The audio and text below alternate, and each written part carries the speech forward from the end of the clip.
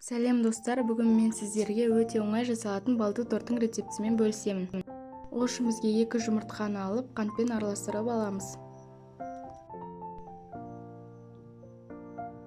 Массаға майымызды және де сүт пен балымызды алып араластырамыз.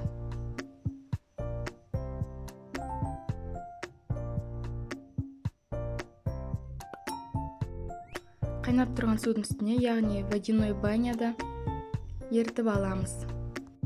Ерігеннен кейін уксус пен ас содамызды араластырып массамызға құямыз.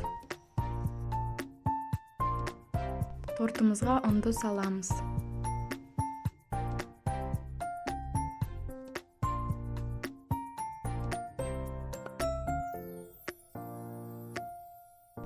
Бізде осындай қоймажың масса шығу керек. Массаны алып, тоңазытқышқа біраз уақытқа саламыз.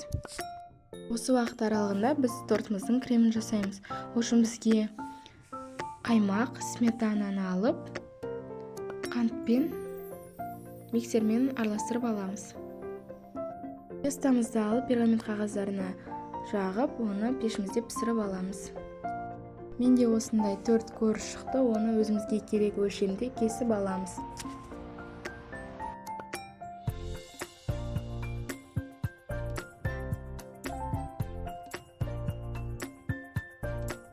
Тортымызды кескен кездегі қалған корждарды біз осылай блендермен езіп аламыз.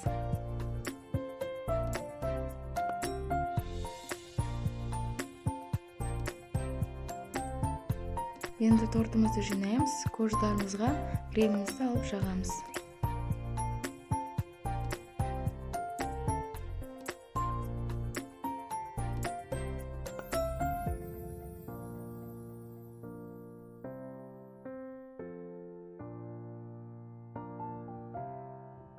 Тортты әркім өзінің фантазиясына байланысты безендірсе болады.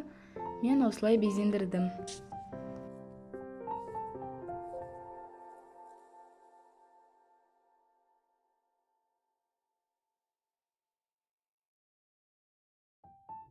Торт өте дәмді болып шығады.